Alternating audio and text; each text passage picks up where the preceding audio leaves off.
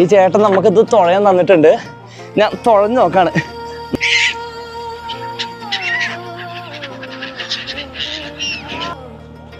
എൻ്റെ ഉമ്മയോ, എൻ്റെ അമ്മേ, കണ്ടു ഹോട്ടത്തിന്റെ പുറത്ത് കയറി.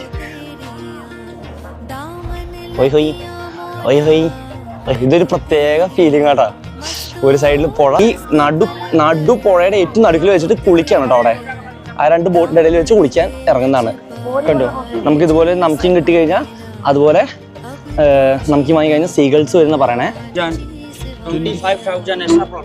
25,000 एक बोट का. ഹലോ, വാരണാസിയിലത്തെ കറക്കം കഴിഞ്ഞ് എല്ലാവരും അയോധ്യ വിട്ടു. പക്ഷെ ഞാൻ അയോധ്യക്ക് മുന്നേ ഒരു സ്ഥലം കൂടി എനിക്ക് എടുക്കണം എന്നുണ്ടായിരുന്നു. ഞാനിന്ന് വന്നിട്ടുള്ളത് പ്രയാഗ്രാജിലാണ്. പ്രയാഗ്രാജ് അല്ലെങ്കിൽ പഴയ അലഹബാദ്. പക്ഷെ ആ ഒരു പേര് പറഞ്ഞാൽ പലർക്കും കാര്യം മനസ്സിലാവില്ല.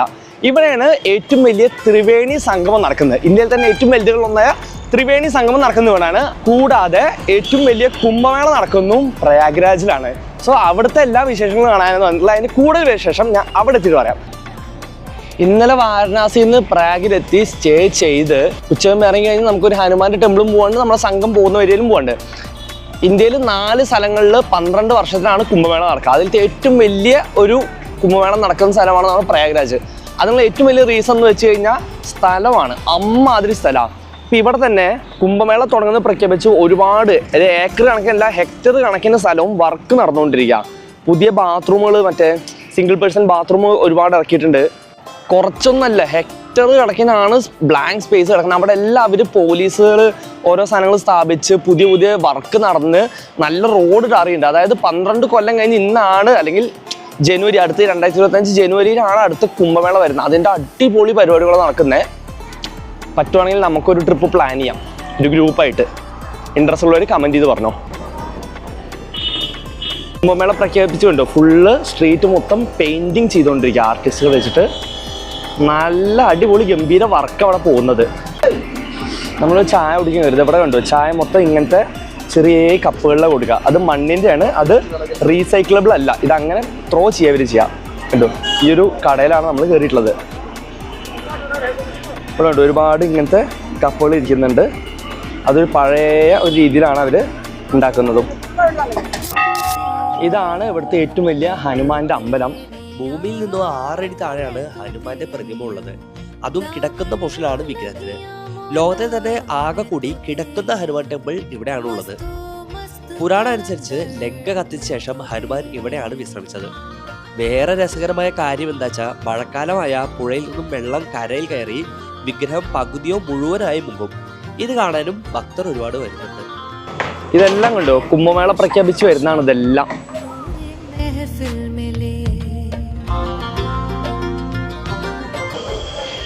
ഇന്ന ഭാഗം ഒന്നും തിരിച്ചു പറയാൻ പറ്റില്ല. ഇവിടെ എല്ലാം ഭാഗത്തും ഇവിടെ ഹനുമാന്റെ അമ്പലമാണ്. ഈ ഏരിയയിൽ പോലും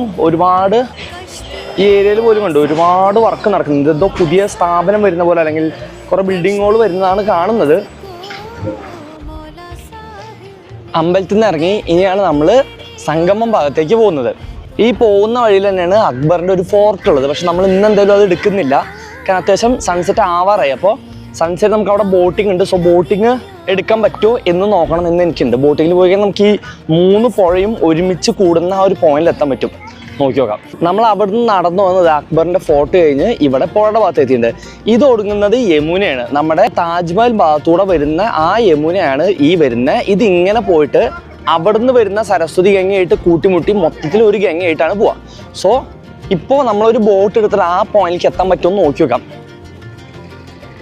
ഇത് കണ്ടിട്ട് എങ്ങനെ ബോട്ടിൽ കയറാതിരിക്കാൻ പറ്റാം? എന്ത് ഭംഗിയാ നോക്കിയേ. സൺസെറ്റ് ആവാറായി, സീഗൾസൊക്കെ ഇട്ട് ഭയങ്കര രസം അവിടെ കാണാം കേട്ടോ. കണ്ടോ, ആ ഒരു മാനുവൽ ബോട്ടിനാണ് ഇവർ 200 വരെ എത്തിയിട്ടുണ്ട്. നമുക്ക് വാരണാസിയിലൊക്കെ 100 കിട്ടുന്നുണ്ട്. സോ 100 കിട്ടുമോ എന്നാണ് ഞാൻ നോക്കുന്നത്. കണ്ടോ, അതല്ലെങ്കിൽ ഇലക്ട്രിക് മോട്ടറുള്ള ബോട്ടുമുണ്ട്. കൂടുതലും മാനുവൽ ബോട്ടാണ് കണ്ടില്ലേ. കുറേ എണ്ണം തുഴഞ്ഞുകൊണ്ട് കണ്ടോ. ഈ തുഴഞ്ഞു പോണതൊക്കെ മാനുവൽ ബോട്ടാണ്. തപ്പി നോക്കാം, 100 രൂപയ്ക്ക് കിട്ടാതിരിക്കില്ല.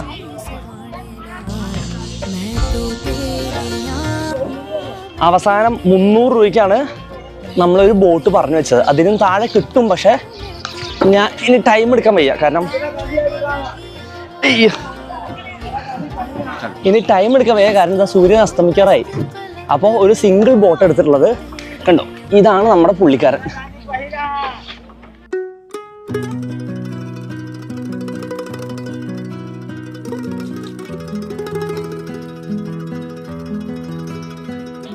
പുള്ളിയാണ് നമ്മുടെ ബോട്ട് തുഴയുന്ന ആള്. നമ്മൾ 300 രൂപയ്ക്ക് തുറപ്പിച്ചാൽ ഇത് 100 രൂപയ്ക്കൊക്കെ കിട്ടാവുന്നേ ഉള്ളൂ. പക്ഷെ എന്താണെങ്കിൽ നമുക്ക് ടൈമില്ല, ഇവിടെ സൂര്യാസ്തമനം വന്നുകൊണ്ടിരിക്കല്ലേ. കേട്ടോ, ഇവിടുന്ന് കാണാൻ പറ്റും, നല്ല ഭംഗിയിൽ കാണാൻ പറ്റും. ഈ നേരം കൊണ്ട് നമ്മൾ ത്രിവേണി സംഗമത്തിൽ ആ പോയിന്റ് എത്തിയിട്ട് തിരിച്ച് ഇവിടെ തന്നെ നമ്മൾ കയറിയോടെ തന്നെ അവർ കൊണ്ടുവന്നാക്കും. രവി എന്തോ രവിച്ചേട്ടനാണ് നമ്മളെ കൊണ്ടുപോകുന്നത്. ഒരു അരമണിക്കൂർ എന്നെ തുഴഞ്ഞിട്ട് അവിടുത്തെ സംഗമം കാണിച്ചിട്ട് കൊണ്ടുവരുന്നുണ്ട്. അവിടെ ഒരു പ്രത്യേകത എന്താണെങ്കിൽ ഈ രണ്ട് കാവേരിയും ഗംഗയും ഒരുമിച്ച് ടച്ച് ചെയ്യുമ്പോൾ രണ്ട് കളറായി കാണും. ആ കളർ മാറുന്നത് കണ്ടിട്ട് തിരിച്ചു വരാന്നാ പറഞ്ഞിട്ടുള്ളത്. मैं फ्रेंड से आया है. टोटल पीपल एक बोट. टोटल का एक बोट का आपका खर्च कितना पड़ेगा? 25,000 ऐसा पड़ता है. 25,000 एक बोट का. दिल्ली बहुत भीड़ होगा. 25,000 एक बोट. कितना मेंबर? ये 10 मेंबर बैठ सीट है. 10 मेंबर के 25,000. तो आपको 4 घंटे 5 घंटे ऐसे आपको साथ ऐसा चलाता रहेगा. चलो इधर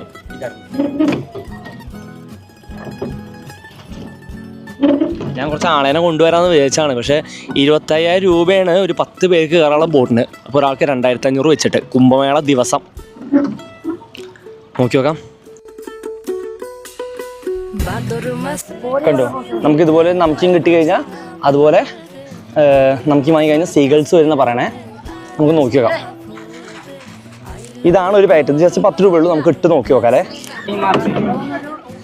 കണ്ടോ, ഇവിടെ 100 രൂപ കൊടുത്തു കഴിഞ്ഞാൽ 3 നാളികേരത്തിൽ നമുക്കൊരു പൂജ ചെയ്യാൻ പറ്റും.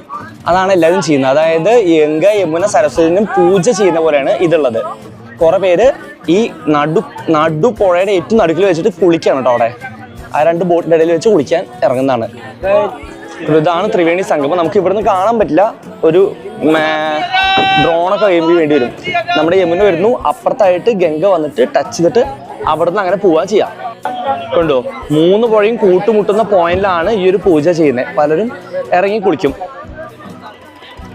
എനിക്ക് എന്തായാലും നെക്സ്റ്റ് ടൈം വരുമ്പോൾ ഇത് ചെയ്യണം എന്നുണ്ടോ, കാരണം നടു പുഴയിൽ നമുക്ക് മുങ്ങി കുളിക്കാൻ പറ്റും. ഇതാണ് സീകൾ, ഇഷ്ടം പോലെ സീകൾ അവിടെ ഉള്ള കേട്ടോ. കണ്ടു, നമ്മളിത് പൊട്ടിച്ചിട്ട് ഇട്ട് കൊടുക്കാൻ പോണേ.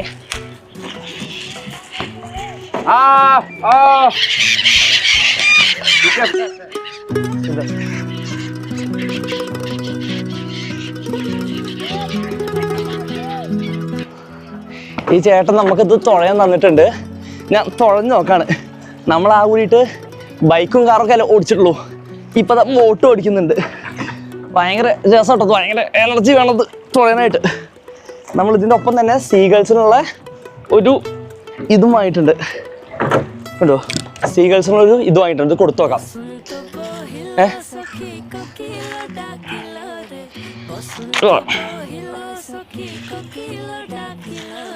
ഈ ചേട്ടൻ ഒരു പ്രത്യേക രീതിയിൽ അതിനെ വിളിക്കാം.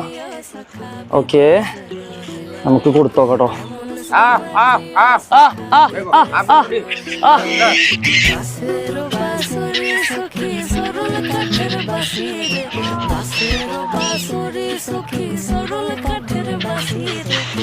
हाथ से हाथ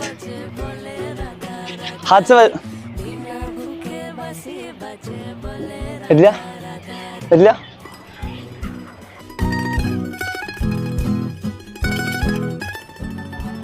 അരമണിക്കൂറാണ് നമ്മുടെ ബോട്ടിങ്. അതെന്തായാലും കഴിഞ്ഞു. നല്ല രസമുണ്ടായിരുന്നു. വാരണാസിയിൽ ബോട്ടിൽ അധികം നേരം കറങ്ങാൻ പറ്റിയില്ല, ഇങ്ങനത്തെ ചെറിയ ബോട്ട്. അതുകൊണ്ട് തന്നെ ഇത് നല്ല ഹാപ്പിയായി. കണ്ടു, നല്ല രസമുണ്ട്. 300 രൂപയുള്ളൂ, കുഴപ്പമില്ല. ഇനി നമുക്ക് ഇറങ്ങാൻ പുള്ളി വണ്ടി നിർത്തിയിട്ട് വേണം നമുക്ക് ഇറങ്ങാൻ നേരത്ത് പുള്ളി ചങ്കയായി. അതിൻ്റെ ഇടയിൽ 500 പറഞ്ഞു. കുറേ ടൈം എടുത്തു. 500 വേണം, 300 ഒതുക്കി. അത് പറഞ്ഞു കേരളത്തിൽ നിന്ന് വരുമ്പോൾ വിളിക്കുന്ന നമ്പറെല്ലാം വാങ്ങിയിട്ടുണ്ട്. അപ്പം ശരിയാക്കി തരുന്നത്. കുംഭമേള ടൈം എന്നാലും വരുമ്പോൾ 25,000 രൂപ ചെറിയ വണ്ടി, അതും 10 പേർക്ക് എന്ന് പറയുന്നത് നോ ഐഡിയ. കണ്ടോ പുതിയ ഘാട്ടുകളുടെ വർക്ക് നടന്നുകൊണ്ടിരിക്കുക. നമ്മൾ വാരണാസിയിൽ ചെയ്ത പോലെ വലിയ സ്റ്റേജ് ഗാലറി പോലെ ഇവിടെ കിട്ടുന്നുണ്ട്. കുംഭമേള ചില്ലറ പരിപാടിയല്ല കേട്ടോ. ഇവിടെ CM-നൊക്കെ ഇരിക്കാനുള്ള ഗാർഡ്സാണ് ഈ ക്രിയേറ്റ് ചെയ്യുന്നത്. ചില്ലറ ലെവലിലുള്ള ഉണ്ടാക്കുന്നത്. അതായത് വാരണാസി ആ ഗാലറി ഒക്കെ കണ്ടല്ല അതേപോലെ കുംഭമേളയ്ക്ക് ഇവിടെ വന്ന അത് കാണുമ്പോൾ തന്നെ എന്തായാലും തോന്നും. കാരണം വാരണാസി നമ്മൾ നേരിട്ട് കണ്ടതാ. അതിനേക്കാൾ വലിയ പരിപാടിയായിട്ടാണ് ഇവിടെ ചെയ്യുന്നത്. അവൻ പറഞ്ഞത് 25 കോടി ആൾക്കാർ വരുന്നതാണ് ഇപ്രാവശ്യം എക്സ്പെക്ട് ചെയ്യുന്നത്. കാരണം കഴിഞ്ഞ പ്രാവശ്യം അതിന് എത്ര വന്നു, ഇപ്രാവശ്യം അത്ര എക്സ്പെക്ട് ചെയ്യുന്നതാണ് 25 കോടി. എത്രയോ കിലോമീറ്റർ ഉണ്ട് ഒരു സൈഡിൽ നിന്ന് അങ്ങേ സൈഡിലേക്ക്. കാരണം അത്രയും പ്ലെയിൻ ഏരിയ, അത് മാപ്പിൽ നോക്കി അറിയും. അതെല്ലാം കണ്ടോ പ്ലെയിൻ ആക്കിക്കൊണ്ടിരിക്കുക. നല്ല വൃത്തിക്ക് അവർ സെറ്റ് ചെയ്ത് ഇവിടെയാണ് ശരിക്കും ആൾക്കാർ കുളിക്കുന്നതും ആയ സ്ഥലങ്ങൾ. അതൊക്കെ നല്ല വൃത്തിക്ക് ചെയ്യണമെന്ന് തോന്നുന്നു. ഭയങ്കര വലിയ വർക്ക് നടന്നുകൊണ്ടിരിക്കുക. എന്തായാലും 50 രൂപയുള്ളൂ. നമ്മളൊരു ബോട്ട് മറ്റേ ക്യാമൽ എടുക്കുന്നുണ്ട്. ഹൗ ഇതെങ്ങനെ കയറാന്ന് അറിയാത്ത എൻ്റെ എൻ്റെ അമ്മേ കണ്ടു. ഓട്ടത്തിൻ്റെ പുറത്ത് കയറി രാജസ്ഥാനിൽ പോയിട്ട് നടത്തണമെന്നായിരുന്നു എൻ്റെ ആഗ്രഹം.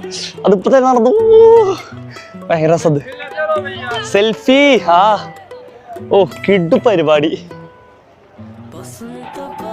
ചുകം തരും. നല്ല രസമുണ്ട് കേട്ടോ. അത് നല്ല വേവ് മാതിരി കിടന്നാടുന്നുണ്ട്. ഇത് ഹോയ് ഹോയ് ഹോയ് ഹോയ് ഹോയ് ഹോയ് ഹോയ് ഹോയ് ഹോയ് ഹോയ് ഹോയ് ഹോയ്. നല്ല രസമുണ്ട് കേട്ടോ. ഇത് ഇതാണ് നമ്മുടെ ഒട്ടകം.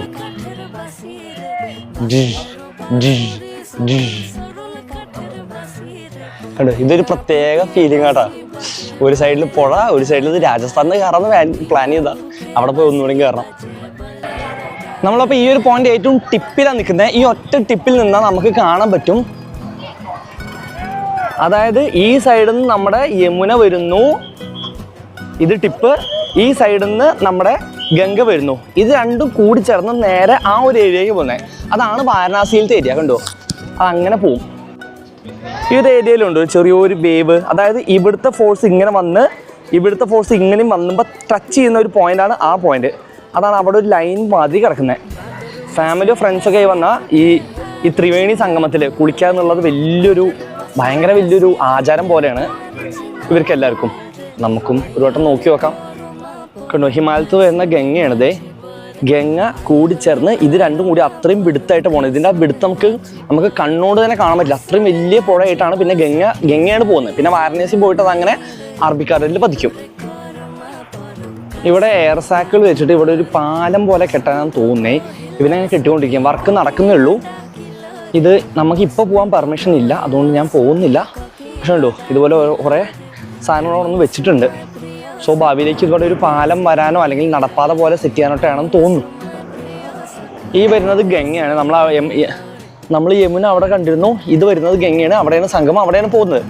ഈ ഗംഗയുടെ മാത്രം എടുത്ത് എൻ്റെ രൂപത്തിൽ എൻ്റെ എനിക്ക് കാണാനില്ല ഉണ്ടെങ്കിലും എൻ്റെ രൂപത്തിൽ അത് 1 കിലോമീറ്ററിന് മേലുണ്ട്. കാരണം അത്യാവശ്യം നല്ല ദൂരത്താണ് അതിൻ്റെ എൻഡ് കാണുന്നത്. പക്ഷേ ഇപ്പോൾ വെള്ളം അധികം ഇല്ല.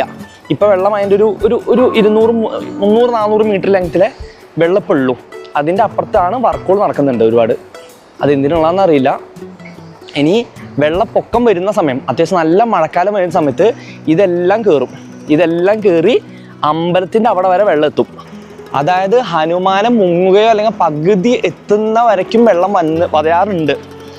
അത് കാണാൻ വേണ്ടിയിട്ട് ഒരുപാട് ഭക്തർ വരാറുണ്ട്. അതാണ് രസം.